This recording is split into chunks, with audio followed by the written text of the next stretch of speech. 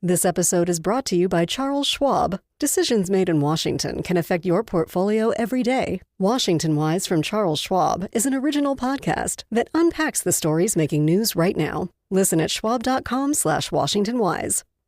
Open source AI is available to all, not just the few. Meta's open source is free to use, enabling startups like Zaron to innovate. Here's CEO and co-founder Dr. Cal Clark. We've built a tool with Llama, Meta's open source AI model, to help radiologists double-check their diagnoses. We're able to collaborate with universities to further radiology education and catch more errors. Learn how others are building with Meta's free open source AI at ai.meta.com/open. Bloomberg Audio Studios. Podcasts, radio, news.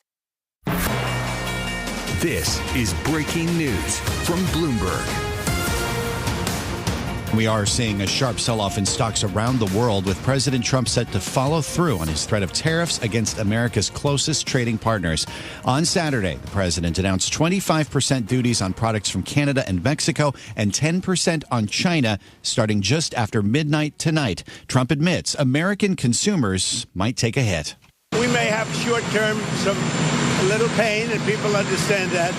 But long-term, the United States has been ripped off by virtually every country in the world. We have deficits with almost every country. Not every country, but almost. And Republican lawmakers are signaling they support the president's efforts. Senator Lindsey Graham had this reaction on Fox News Sunday. If you want tariffs to go away, Mexico and China, stop poisoning Americans. Stop sending fentanyl into America to kill Americans. If you want to have a better relationship, Mexico with the United States, do your part on the other side of the border.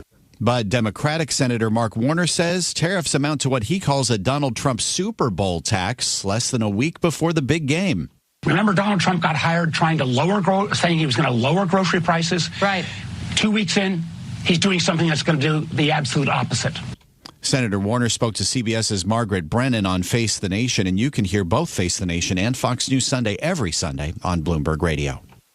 Well, Nathan, Trump says he will have separate calls this morning with Canadian Prime Minister Justin Trudeau, as well as with the Mexican leadership. The Canadian leader has already pledged 25% retaliatory tariffs on $107 billion worth of U.S. goods. Trudeau says Trump's action now risks job losses and price rises for Americans. If President Trump wants to usher in a new golden age for the United States, the better path is to partner with Canada, not to punish us. Canadian Prime Minister Justin Trudeau. Other Canadian officials announced their own measures. David Eby, the Premier of British Columbia, directed the provincially owned liquor distributor to remove some alcohol brands made in Republican-led states from the shelves of retail stores and to cease further purchases. Well, as you mentioned, Karen, the peso is dropping to its lowest level in almost 3 years. Mexican President Claudia Sheinbaum says she'll set out her response to U.S. tariffs later today. She says she hopes a resolution can be found quickly. La soberanía no es negociable. Sovereignty is not negotiable. To this end, yesterday in my statement, I proposed to President Trump that we establish a working group. It is not with the imposition of tariffs that the problems are resolved, but speaking and dialoguing as we did. Mexican President Claudia Sheinbaum spoke there through an interpreter. President Trump has said he may escalate U.S. tariffs further in response to any retaliations. Well, Nathan, China's reaction to Trump's tariffs, which come in the middle of Lunar New Year holiday celebrations, has been more muted. The country's Commerce Ministry issued a statement expressing strong dissatisfaction and vowing corresponding countermeasures without elaborating. Our chief North Asia correspondent, Stephen Engels, says China's reaction could yet ramp up. This is going to be a protracted process, so Beijing has to process exactly what's going to be the end result of tariffs. Is it going to go up to 60%? It's 10% right now, and there's going to be an economic impact of that. And I think right now, especially as they're coming out of the long Lunar New Year holiday, kind of crafting their message, obviously. And that's Bloomberg's Stephen Engel reporting from Hong Kong. And after he announced those duties on China, Mexico, and Canada, Karen, President Trump also ramped up threats to the European Union, citing that bloc's large surplus with the U.S. It will definitely happen with the European Union, I can tell you that, because they've really taken advantage of us. And, you know, we have over a $300 billion deficit. They don't take our cars. They don't take our farm products. They take almost nothing. And we take everything from them, millions of cars, tremendous amounts of food and farm products. President Trump's remarks came after an EU spokesperson said the bloc would respond firmly to any trading partner that unfairly or arbitrarily imposes tariffs on EU goods. Well, Nathan, President Trump's tariffs against Canada and Mexico may result in consumers paying more for cars. And we get that angle of the tariff story with Bloomberg's John Tucker. And John, how much are we talking about here? Well, Karen, research from automotive consultant Alex Partners says the tariffs will add $60 billion in cost to the auto industry, a lot of which likely to be passed on to consumers. Wolf Research analysts have said the average price of a new car may climb by about $3,000. The duties would immediately hit almost a quarter of the 16 million vehicles that are sold in the U.S. every year, as well as the parts and components that go into them. Now, car components can make their way back and forth across U.S. borders as many as 8 times during the production of a car. Automakers in Mexico, they've been preparing by preemptively importing both more components and vehicles that could ease the blow in the first few weeks. But Flavio Volpe, he's the president of Canada's Automotive Parts Manufacturers Association, predicts, his words now, the auto sector is going to shut down within a week. This morning, shares of GM down 7%, Stellantis is off almost 6%, and Ford is down 4%. John Tucker, Bloomberg Radio. Coast to coast on Bloomberg Radio, nationwide on Sirius XM, and around the world on Bloomberg.com and the Bloomberg Business app. This is Bloomberg Daybreak. Good morning. I'm Nathan Hager. President Donald Trump's promise of tariffs on America's closest trading partners is rippling through markets. After announcing 25% duties on Canada and Mexico and 10% on China, the president says the European Union is next. They don't take our cars. They don't take our farm products. They take almost nothing. And we take everything from them. The president spoke to reporters outside Washington last night. Joining us this morning from the nation's capital, Terry Haynes, the founder of Pangea Policy, as we watch stocks sell off and the dollar rally this morning. Terry, should the market have seen this coming? Good morning. Hi, good morning, Nathan. And yes, I think they should have. Markets have spent the last few months talking themselves into a gradualist or even, this isn't happening, it's all negotiation stance. And yes, it is negotiation, but it's negotiation based not from a trade war perspective, but I think from an overall conflict perspective, a broader geopolitical context, among others. So what is the chance then, Terry, that the president actually does follow through on these? He announced they're going to kick in just after midnight tonight. At the same time, he's saying that he will have discussions with Canada and Mexico today.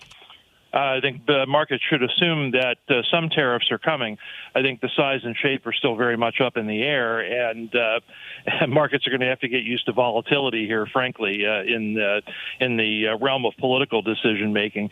My instinct, and it is only instinct, is that it's not at all beyond the question that the tariffs go in as announced. It's also not beyond the question that they go in with some lowered modifications. You can look. One way you can look at this is Trump testing the markets on reaction, and he's also testing politically the reaction of our border partners to do specific things to actually improve the border and stop the flow of fentanyl. Is this a test on fellow Republicans as well? It is to some extent, yes, but I think it's, and so far they've been supportive. But what you got to remember over the last decade, and it's been a decade since tariff policy became part of geopolitical policy in the United States, is that Congress has supported the means in which the how Trump imposes these tariffs, whether it was Trump 1, whether it was Biden, and then now whether it's Trump 2. Congress supports the how. There will be some dissent on the when or why that's rooted as much in partisan politics as anything else.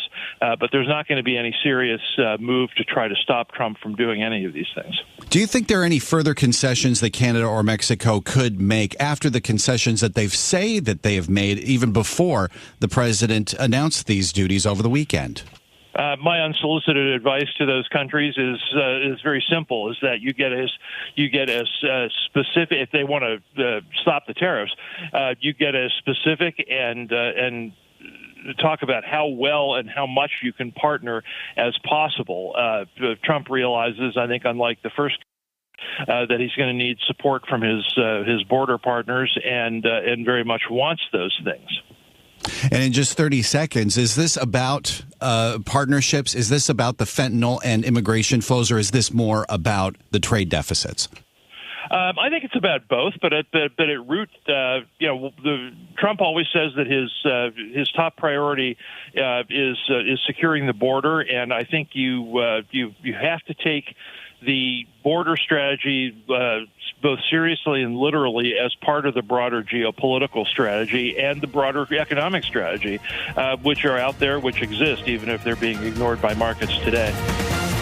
This is Bloomberg Daybreak, your morning podcast on the stories making news from Wall Street to Washington and beyond. Look for us on your podcast feed by 6 a.m. Eastern each morning on Apple, Spotify, or anywhere else you listen. You can also listen live each morning starting at 5 a.m. Wall Street time on Bloomberg 1130 in New York, Bloomberg 99.1 in Washington, Bloomberg 92.9 in Boston, and nationwide on Sirius XM Channel 121. Plus, listen coast to coast on the Bloomberg Business app, now with Apple CarPlay and Android Auto interfaces. And don't forget to subscribe to Bloomberg News Now. It's the latest news whenever you want it, in 5 minutes or less. Search Bloomberg News Now on your favorite podcast platform to stay informed all day long. I'm Karen Moskow. And I'm Nathan Hager. Join us again tomorrow morning for all the news you need to start your day right here on Bloomberg Daybreak.